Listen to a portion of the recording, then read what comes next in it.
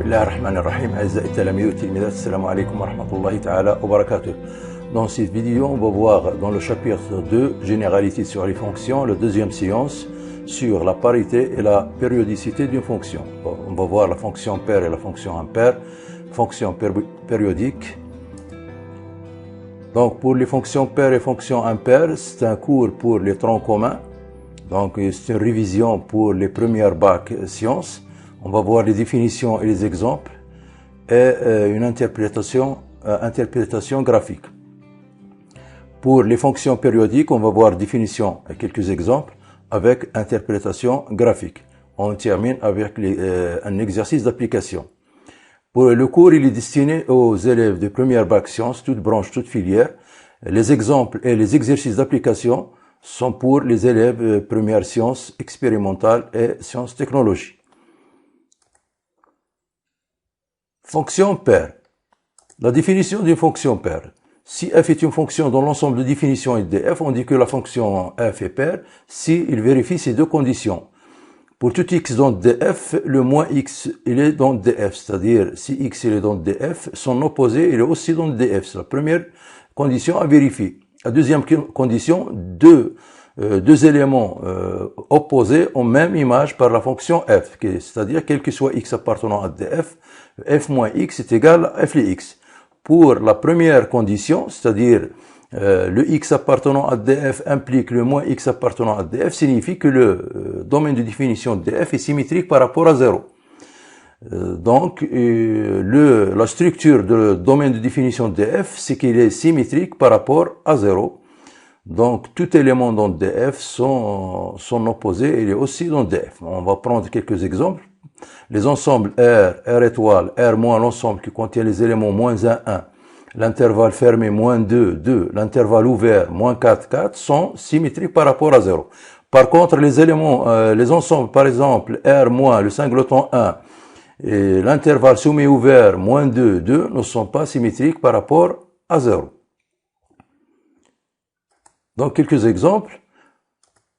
Pour les fonctions trigonométriques, la fonction cosinus est paire. Pourquoi? Son domaine de définition, c'est R, donc la première condition est vérifiée, quel que soit x appartenant au domaine de définition, c'est-à-dire R, le moins x appartenant à R. Si l'ensemble de définition d'une fonction est R, la première condition est toujours vérifiée. On va voir pour quel que soit x appartenant à R, pour la deuxième condition, on sait que cosinus de moins x est égal à cosinus de x. Donc la fonction cosinus, elle est paire. Deuxième exemple, pour x carré, on va montrer comment montrer pour x carré que c'est une fonction paire. Premièrement, son ensemble de définition c'est R, c'est une fonction polynôme. Donc la première condition, elle est bien vérifiée. X appartenant à R, le moins x appartenant aussi à R. Deuxième condition, quel que soit x appartenant à df, le f moins x est égal à le carré de moins x, et le carré de moins x c'est le carré de x, c'est-à-dire f de x, d'où f il est paire. Pour l'interprétation graphique d'une fonction paire. Donc on voit ici que pour x appartenant à df, le x appartenant à df, donc on a le point de coordonnées m, de coordonnées x et fx appartenant à cf. Donc, comme x appartenant à df, comme il est la fonction, elle est paire, donc le moins x est appartenant à df. Mais son image, c'est f de moins x est égal à f de x. Donc le point imprime de coordonnées moins x, f de moins x, est appartenant aussi. Donc si m de coordonnées x, fx appartenant à cf, alors le point imprime de coordonnées moins x, f le moins x qui est égal à f de x, lui aussi appartenant à CF. Qu'est-ce que ça veut dire? Ces deux points sont symétriques par rapport à l'axe des ordonnées. N'importe quel point appartenant à CF sont symétriques par rapport à l'axe des ordonnées et l'appartenant aussi à CF. C'est-à-dire, la courbe CF, elle est, donc chaque élément x de df et chaque point m de coordonnées x, f, x sont symétriques par rapport à l'axe des ordonnées appartenant aussi à CF. Ça veut dire que la courbe d'une fonction paire, elle est symétrique par rapport à l'axe des ordonnées. Donc, on va prendre quelques exemples. C'est une fonction, la courbe de cette fonction, elle est symétrique par rapport à l'axe des ordonnées. Donc, c'est une fonction, c'est la courbe d'une fonction paire. Prenons cet exemple par exemple. Cette courbe, elle est symétrique par rapport à l'axe des ordonnées. Donc, c'est la courbe d'une fonction paire. C'est aussi une fonction paire parce que sa courbe, elle est symétrique par rapport à l'axe des ordonnées. Donc, dans le plan muni d'un repère, donc orthogonal, il faut qu'il soit orthogonal ou bien orthonormé, la courbe représentative d'une fonction paire est symétrique par rapport à l'axe des ordonnées. Donc, on va voir la fonction impaire, définition. Pour f, une fonction dont l'ensemble de définitions est de f, est dite fonction impaire s'il vérifie les deux conditions. Quel que soit x appartenant à df, le moins x doit être dans df, c'est-à-dire la même condition pour la fonction paire, c'est-à-dire le df doit être symétrique par rapport à 0.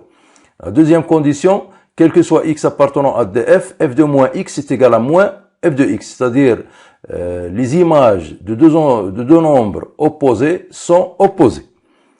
Donc on va donner quelques exemples. La fonction sinus, fonction trigonométrique sinus, c'est impair car on a, premièrement, elle est définie sur R, donc la première condition, elle est bien vérifiée. Quel que soit x appartenant à D de sinus, à domaine de définition de sinus, le moins x est appartenant au domaine de fonction sinus. Et la deuxième condition, quel que soit x appartenant à R, puisque R c'est l'ensemble de définition de la fonction sinus, sinus moins x est égal à moins sinus x. Deuxième exemple, la fonction x puissance 3. Elle est impaire, en effet. C'est une fonction polynôme, donc son domaine de définition c'est R, donc la première condition elle est bien vérifiée. Quel que soit x appartenant à df, le moins x appartenant aussi à df. La deuxième condition, quel que soit x appartenant à df, le f moins x est égal à moins x, le tout puissance 3.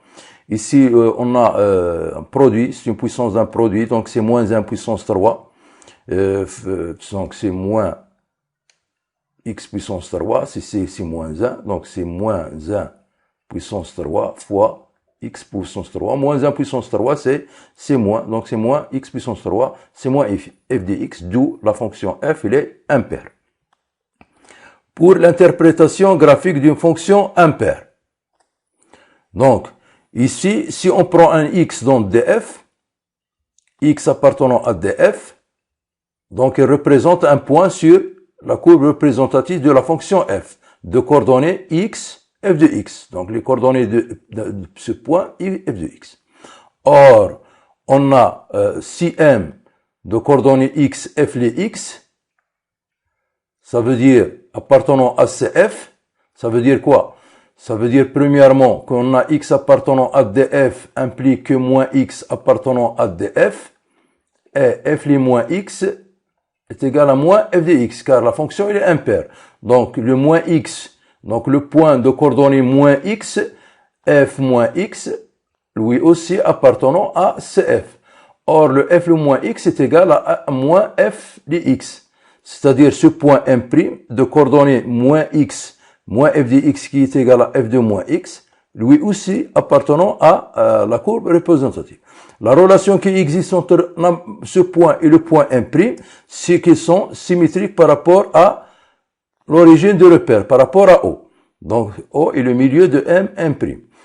Donc n'importe quel point appartenant à CF sont symétriques par rapport à l'origine du repère, lui aussi appartenant à CF.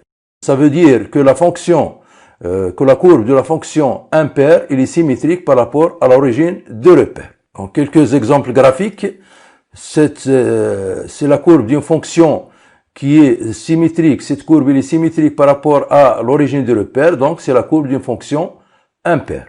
Un autre exemple, c'est la courbe d'une fonction impaire. Pourquoi? Parce que la courbe elle est symétrique par rapport à l'origine du repère. C'est une fonction qui est la courbe d'une fonction impaire parce que la fonction, ou bien cette courbe, elle est symétrique par rapport à l'origine du repère. Donc en général, propriété, la courbe représentative d'une fonction impaire elle est symétrique par rapport à l'origine du repère. Fonction périodique. Généralité sur un phénomène périodique. Un phénomène périodique physique, il dit, si un phénomène il dit périodique, dans la physique, s'il se reproduit de manière identique sur des intervalles de temps constants. Quelques exemples.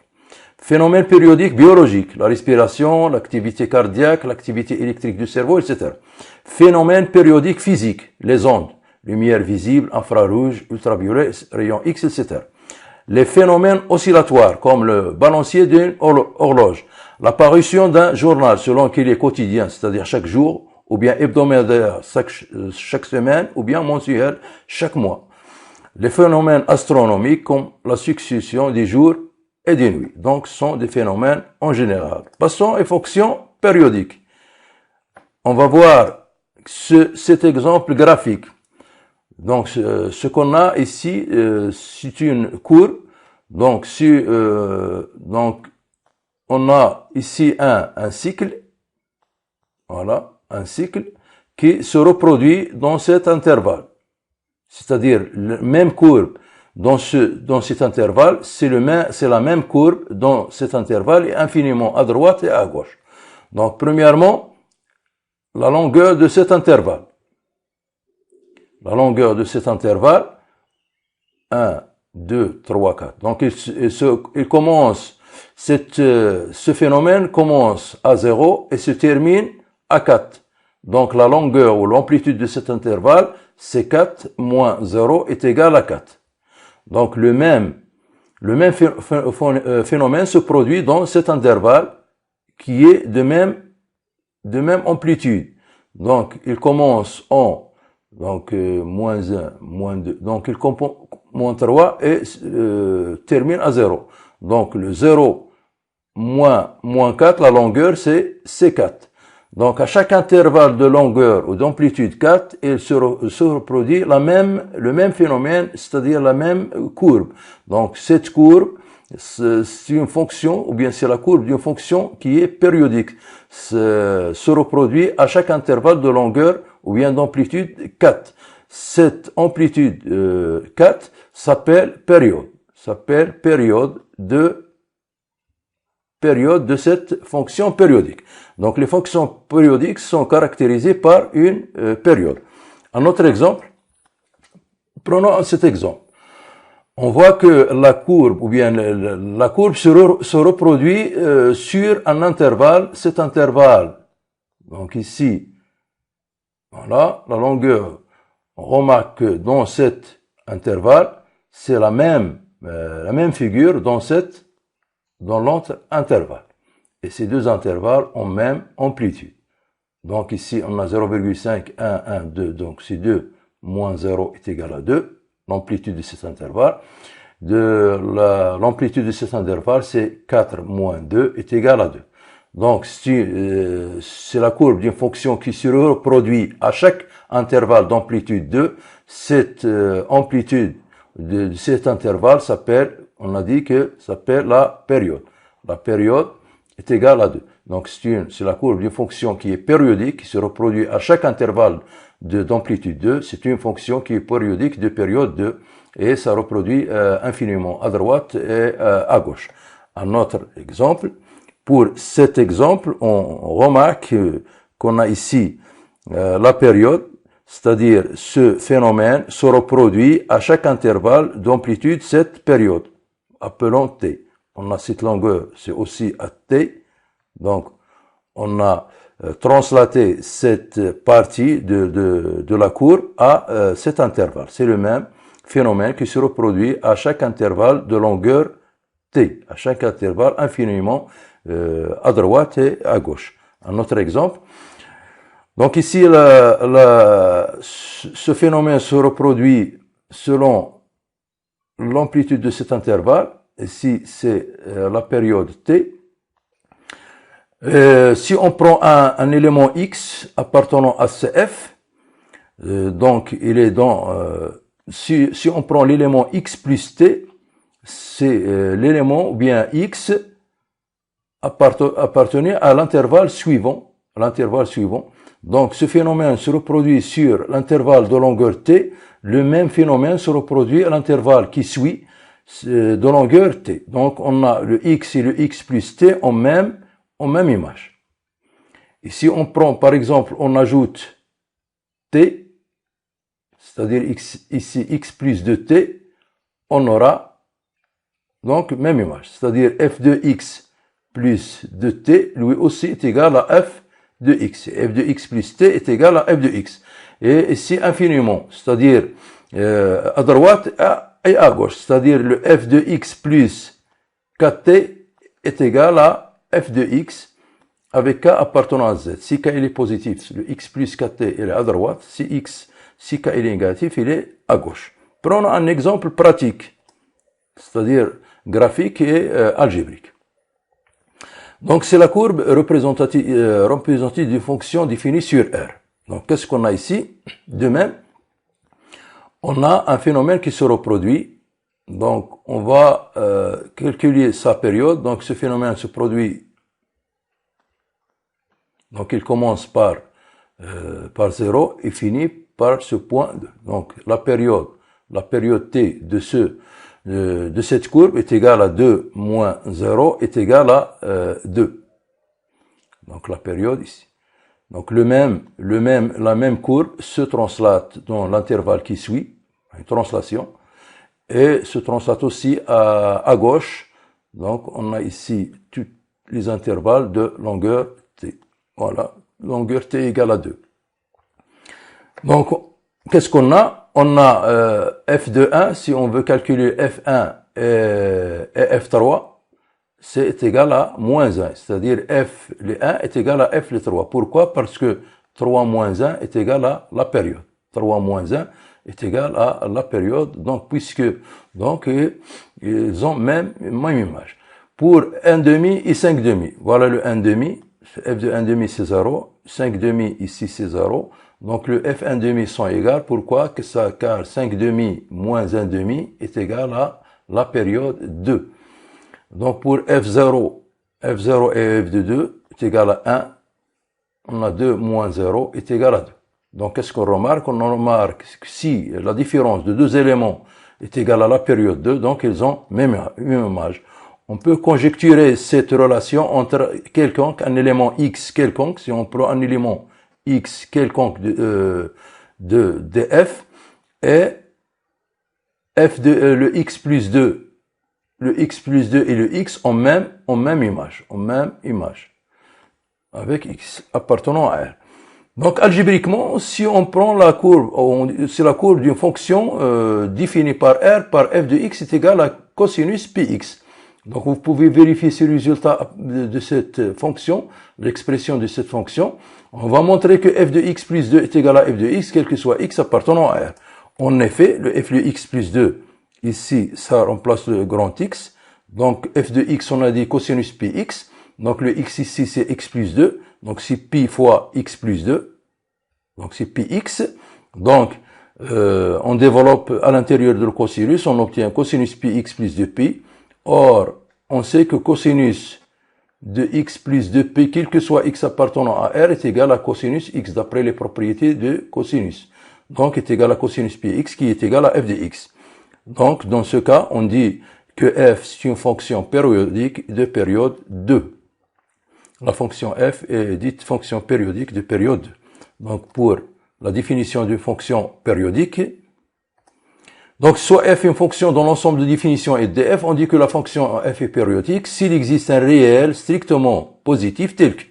Les deux conditions doivent être vérifiées. Quel que soit x appartenant à df, on a x plus t appartenant à df, et quel que soit x appartenant à df, f de x plus t est égal à f de x.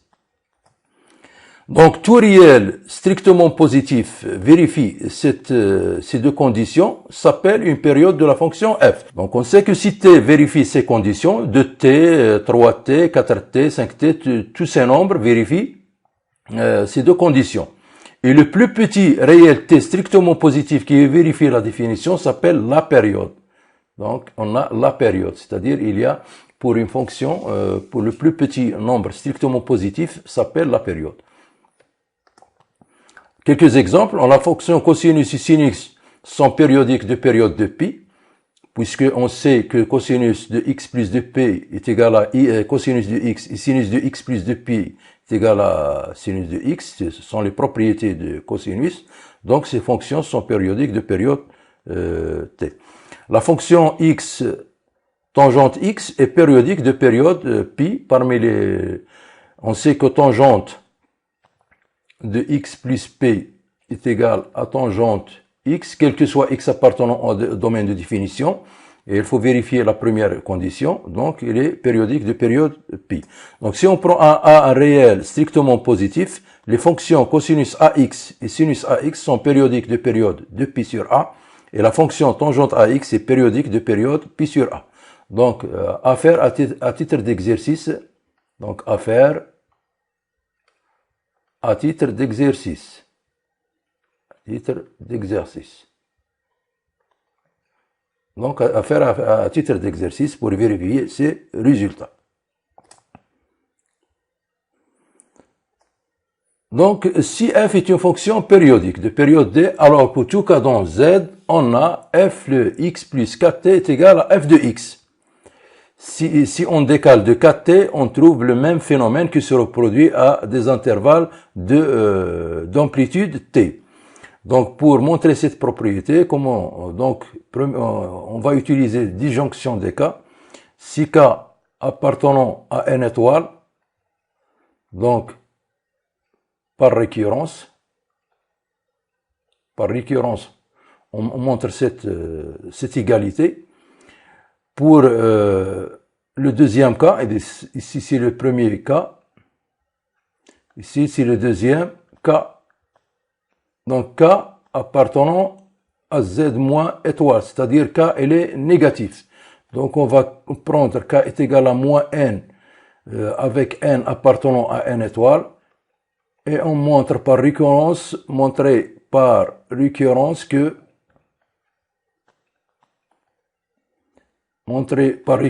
que le f de x moins nt est égal à f de x, quel que soit n appartenant à n étoile. Donc on a ici disjonction des cas par récurrence pour montrer cette propriété à titre d'exercice.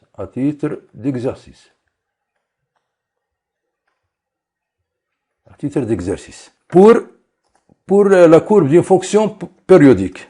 Donc, premièrement, si f est une fonction périodique de période t, et dans l'ensemble de définition c'est de f, alors pour étudier les variations de cette fonction, il suffit d'étudier ces variations sur un intervalle d'amplitude t, donc qui est inclus dans df.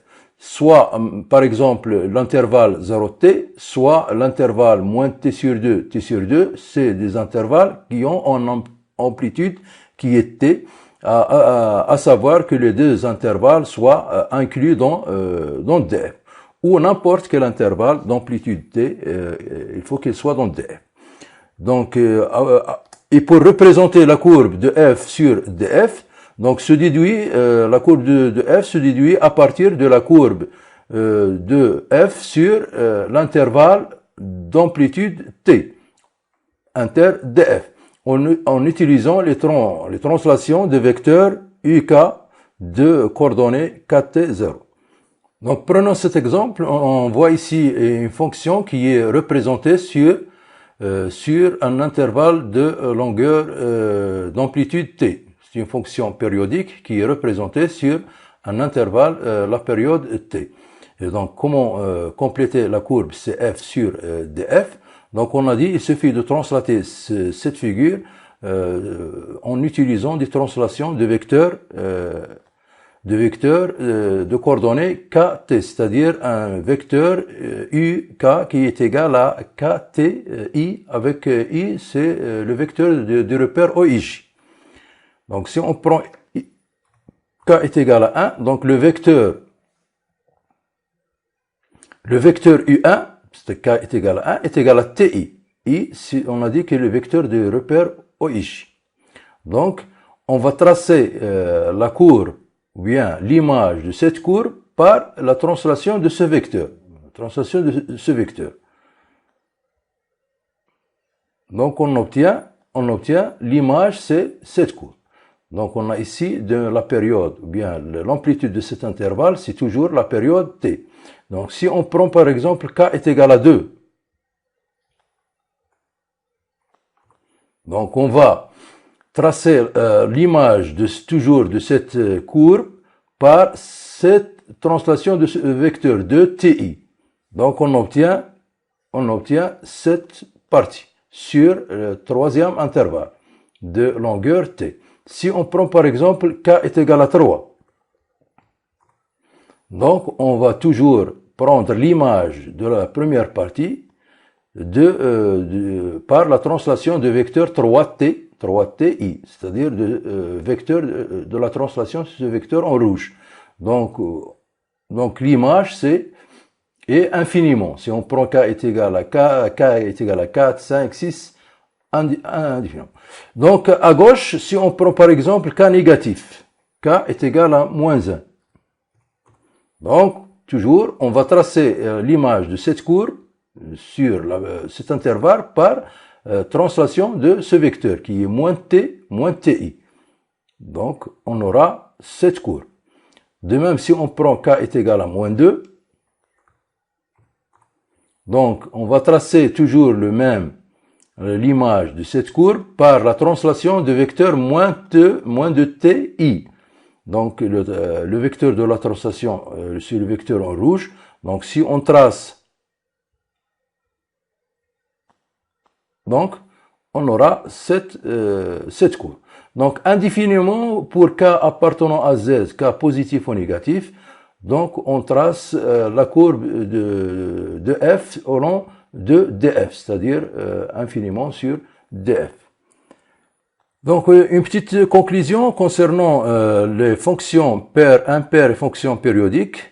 Donc, l'utilité de ces fonctions, c'est pour les fonctions paires et impaires, pour les étudier, et on restreint l'ensemble d'études à la moitié. C'est-à-dire si DF, c'est la réunion de deux ensembles D et D', qui sont symétriques par rapport à 0. L'un, D, c'est l'intersection de DF avec R+, et D', c'est l'intersection de DF avec R-. Donc, pour étudier et représenter F sur l'ensemble de définition de F, il suffit de l'étudier et de la représenter sur l'un des deux ensembles, D ou bien D'. Si on la représente l'étude sur D, on conclut les variations et l'étude de la fonction et la courbe représentative d'après les propriétés qu'on va voir. Donc, de même pour la fonction périodique, pour l'étudier et la représenter, il suffit de l'étudier et la représenter sur un intervalle d'amplitude T inclus dans DF, comme on a vu. Donc, on termine avec un exercice d'application. L'exercice comporte ici 4 exercices. Le premier exercice, étudier la parité des fonctions définies de R dans R par. On a 4 fonctions. On va étudier la parité. Donc, pour la parité des fonctions, la fonction soit il est paire, soit il est impair, soit il est ni paire ni impair. Donc pour le deuxième, c'est graphiquement, on va compléter la courbe d'une fonction paire et d'une fonction qui est impaire et d'une fonction qui est paire et qui est périodique. Donc, l'objet de la prochaine vidéo, c'est la solution de cet exercice. À la prochaine vidéo, Inch'Allah, et merci bien.